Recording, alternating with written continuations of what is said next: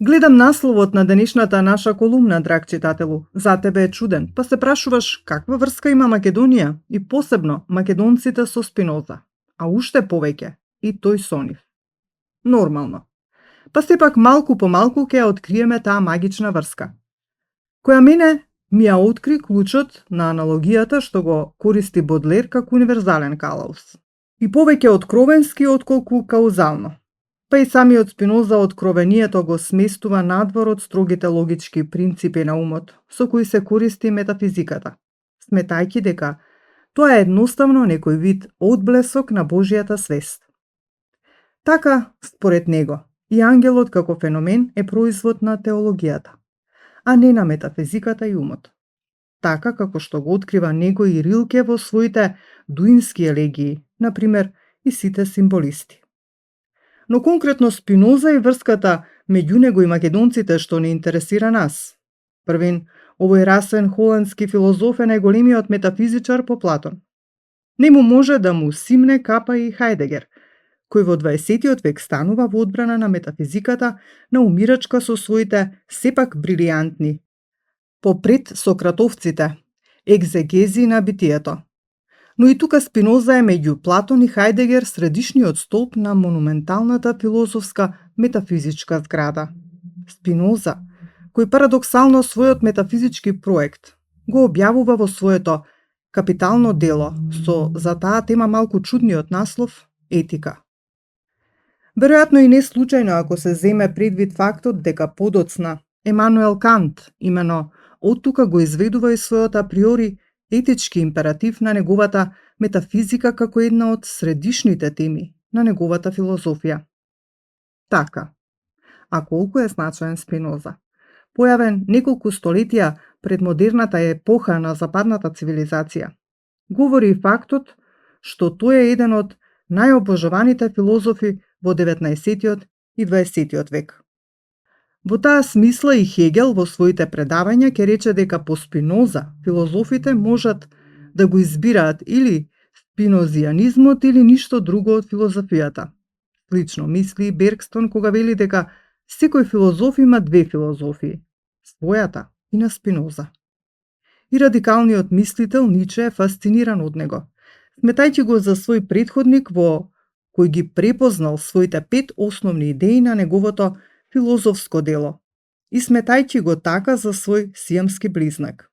И така натаму. Познато е дека основата, една од основните, метафизичката формула на Спиноза е неговата славна и шифрирана хипотеза Deus sive natura, што значи дека природата е Бог и низ неа се манифестира тој. Тоа е посебен метафизички концепт, дефиниран религиски како деизам на кој му припаѓал и Волтер. Но сепак не разбран. Спиноза со таа теорија бил избркан како атеист надвор од еврејската заедница на која е припаѓал. Ако одиме пак подалеку, и Исус како безбожник бил избркан од неа. И тоа се како што гледаме катастрофичните парадокси на човекот и човештвото со заледен ум, драг читателу. Да, во ред. Но што е сега? Да не се оддалечуваме? Битното, суштинското, а поимот суштина е еден од средишните кај Спиноза, во аналошката врска меѓу Спиноза и Македонија и македонците. In medias res, тоа е всушност неговата фасцинантна откровенска мисла дека во секоја ствар, а тоа значи твар, материја, првобитно е вгнезден поривот во неа да трае со искрата на своето битие. А тој, пак, порив во душата на човекот, е субституиран како желба. Во материјалните нешта тоа се манифестира како инертност. Било како било, поимите порив и желба кај Спиноза се сијамски близнаци во семантичка и симбиолошка смисла. Од тука тој во екстатичен, откровенски стил и го дефинира човекот како битие на желбата или на поривот. Сеедно.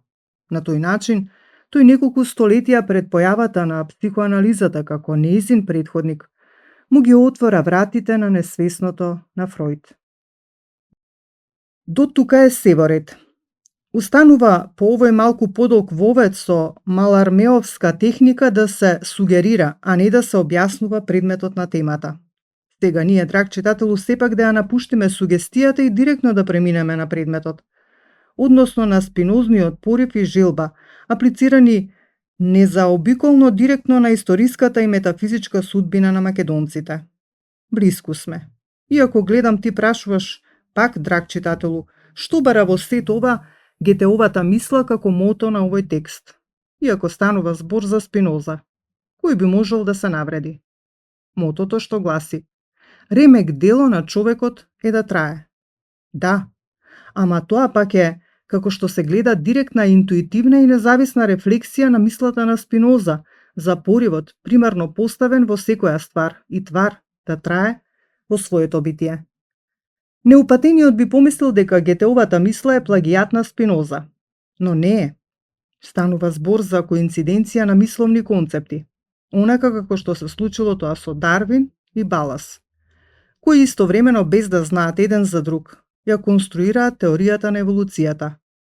Или како што Лајбниц и Њутон истовремено на сличен начин ја откриваат математичката формула на интегралот. Во поезијата постојат уште повеќе такви примери на коинциденција. Сеедно, Гете и Спиноза се слични и во филозофијата за Бог, кого холандскиот филозоф покрај другото го дефинира и со поимот есенција. Кај него истоветен со поимот суштина. И Гете може слободно да се потпише како автор под спинозината дефиниција Deus sive natura. Со таа разлика што кај Спиноза Бог е монада, еднота, а кај Гете тоа е во множинска форма, паганска, богови, антички, пантеист. Таков бил впрочем и западниот романтизам, со таа разлика од вечно спокојниот Гете, што тој имал една фројдовска невроза од протокот на времето и минливоста. Класичен пример за тоа е Ламартин со неговата славна песна Езерото. По Гете, чии според Гастон Башалар психосимвол е каменот, стои надвор од таа типично романтичарска невроза. Тој е стабилен и како и Спиноза чист метафизичар. Тој не мисли на реката на Хераклит и ентропијата на времето, туку на вечноста. Од тука и неговиот императив е сличен на оној на Спиноза, на априори вградениот порив во стварите да траат. Од тука по аналогија и неговото химниско ремек дело на човекот е да трае. Доволно. Оти сега дојдовме, драг читателу, во самото седиште на темата, во суштината. Основен Спинозин термин за врската меѓу Спиноза и Македонија, односно македонците. А тоа не е проблемот, туку императивот, што е различно, да се трае, именувано од Спиноза со средишните поими на неговата филозофија, порив и желба по нивната близначка врска. А во тој контекст, за нас сега и драматично и најважно е, драг читателу, по приспад 2018 дали и колку траат императивно македонците во своето битие, односно во својот генерички идентитет. Да, но сега во овој контекст, мене неоттргливо ми се наметнуваат и ме притискаат некои аналогии со македонската историска и метафизичка судбина, во дослух со некои фасцинантни откритија на модерната физика.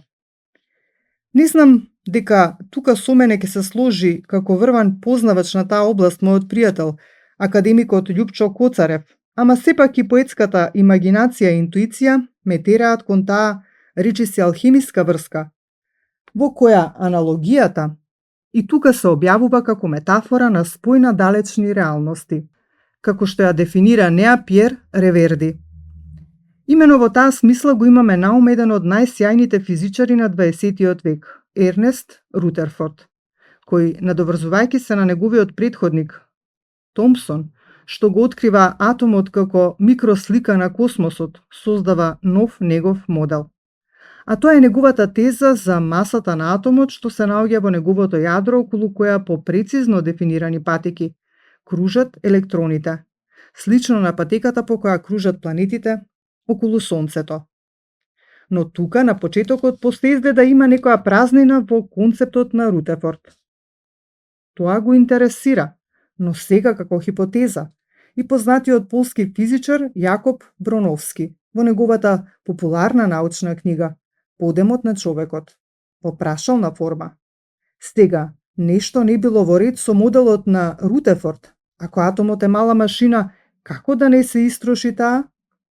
Дали е тоа некој мал перпетум мобиле единствен што го познаваме? Планетите движејќи се во своите орбити постојано губат енергија. Па така, од година на година, нивната орбита е се помала. Па иако разликите се минимални, планетите со текот на времето ќе паднат на Сонцето. Нема потаму да заглавуваме со физиката, драг читателу, и по Рутефорд во навраќање на поставката на Нилс Бор, кој, надоврзувајќи се на Планк, ја развива тезата на својата квантна теорија, во која материјата, веројатно за да се спаси од ентропијата, се јавува во цврсти облици на енергија што се емитира во пакети како кванти. А тоа сугерира, пак ме боцка поетската имагинација со незините архетипови, дека енергијата може да остане жива само во цврст облик. Не случајно тука и примитивните магиски цивилизации по интуитивен пат го знаеле тоа. Па имено каменот го зеле како елемент, символ, архетип во кој најубаво се манифестира и објавува Бог. Стоунхендж, па и Маркови кули во прилеп. Например, куса дигресија. Сега да се вратиме на Броновски. Неговата дилема Јанза за абење на енергијата на материјата има резон. Молецот на ентропијата од прапочетокот длаби во неа. Тоа не баре врвен астрофизичар. Го знаел Исус кога им соопштил на апостолите дека на крајот од времето Отецот ќе ги создаде новото небо и новата земја.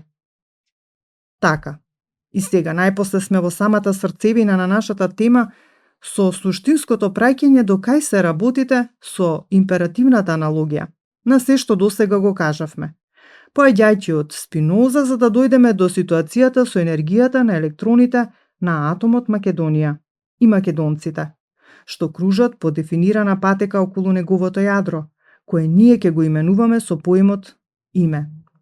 Атомот што, заедно со тоа јадро и електроните на енергијата што кружат околу него, е еден од најенергетските атоми во атомите на западната и светската цивилизација, чии гранични линии го опфаќаат просторот од Пела до Индија на исток и Египет и Вавилонија на југ. Да, но македонската историска ентропија е необично фуриозна. Оти што да се случи, имено по смртта на Александар, со тој блескав македонски атом, јасно е дека енергијата на неговите електрони наслабна, но таа одби да се потроши и да ги отера работите во на ништо што е за западната цивилизација смрт, а за источната, извор на целокупниот живот и спојување на човекот, Атман и Брахман, со енергијата на космосот. Конкретно тој македонски атом блескаше енергетски уште долго време по Александар со царството на Селевкидите во Сирија и со Птоломеите во Египет, како македонски наследници. Во тој контекст, фасцинантно е имено тоа што со македонката Клеопатра беше затворен со македонски клуч и последниот круг од круговите на долгото неколку милениумско траење на сјајната староегипетска цивилизација, која за Освалд Шпенглер е джин во однос на принадуваната од Европа грчка цивилизација, а Клеопатра на два пати со магијата на својата македонска убавина, интелигенција, дух и шарм го освои Рим, првин со Цезар, а потоа и со Антони. И тоа беше крунски доказ, драг читателу, дека Македонија и македонците војуваат и со оружјето на убавината, што е есенција на нивната космополитска енергија. Така, а енергијата на електроните на македонскиот атом, драг читателу, не згасна ни за време на источното римско царство, познато како Византија. Кога притисокот за да исчезнат македонците беше сличен на оној по долги столетија од 1913 со Букурешкиот договор. Но и тука не беа згаснати македонските енергетски електрони. Напротив, нивниот сјај беше повеќе од евидентен. Доволно е во таа смисла само да кажеме дека најславниот византијски император, космополит и реформатор, со ренесансен ум беше македонецот Јустинијан, а по него дојдоа и Кирил и Методи. и сјајниот француски историчар на уметноста Жермин Базен во својата историја на уметноста 10 пати имам подвлечено. Кога говори за уметноста на Византија, ја употребува синтагмата македонски стил. Французин, што нема врска со неписмениот за западната цивилизацијска слика Макрон. Да, ама жално кај македонските историчари на уметноста, нека ме исправат ако грешам, мило ќе ми биде. Таа синтагма не сум ја сретнал. И кај нив според европскиот патолошки терк Византија како да е исклучиво грчка, па и целата византиска онтологија и естетика исто така. Така, и тука сега нема да зборуваме за енергетската моќ на македонските електрони, драг читателу. Во Библијата, каде што тие како заслепувачко сонце блескаат, од првата библиска книга Битие се до крајните брегови на Новиот Завет со доаѓањето на апостол Павле во Македонија. Но нивната енергија во историската ентропија слабееше во приодот на доцниот среден век, за на крајот да експлодира во преродбенскиот 19 век. Потоа таа експлозија како да е излезена од атомскиот акцелератор на Енрико Ферми блесна со силата на индуистичкиот празвук Ом. Биг Бенгот, од кој почнува создавањето на космосот. И тој енергетски блесок на електроните на македонскиот креативен дух, потиснуван со векови од сите страни, беше страшно изненадувачки и за Европа, која веќе посебно од 1913 година наваму имаше јасен план за ликвидација на македонците. Настаните за таа ликвидација хронолошки со прецизен континуален текст се одвиваа се до преспад 2018, кога електроните на македонскиот атом, изабени од секаков надворешен притисок, паднаа полузгаснати врз неговото јадро. Како што еден ден, според пресметката и визијата на астрофизичарите, планетите изабени на своите драматично скусени патеки, по кои кружат околу Сонцето, ќе паднат врз него.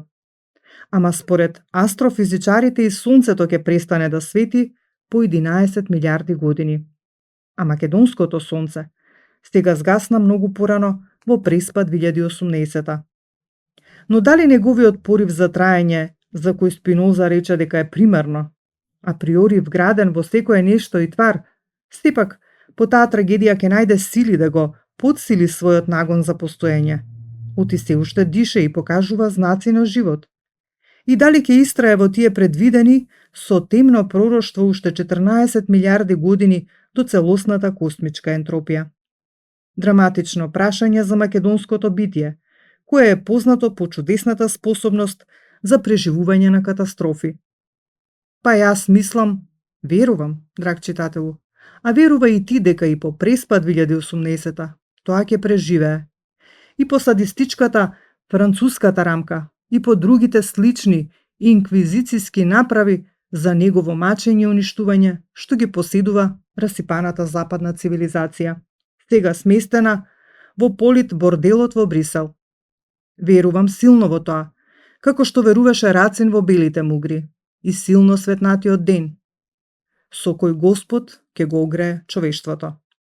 Ама по општата катаклизма за која зборува апостол Јован во последната книга на Библијата Откровение или Апокалипса, сеедно, а тоа ќе биде, како што вели, како врвен астрофизичар Исус, денот кога Отецот ќе ги создаде новото небо и новата земја, и од неговата десна страна заедно со Синот и апостол Павле ќе седат на новата свадба што го слави новиот праведен свет и македонците. Да го парафразираме Гете, драг читателу, како ремек дело на траење. Македонците, што траеле и истрајувале низ сите катастрофи до свршетокот на времето и светот, и нивната обнова за божествен и праведен свет, кој цивилизацијата од Брисел, што не ништи го мрази, мизантропска, мразејки се според психијатриската диагноза на Фројд и себе.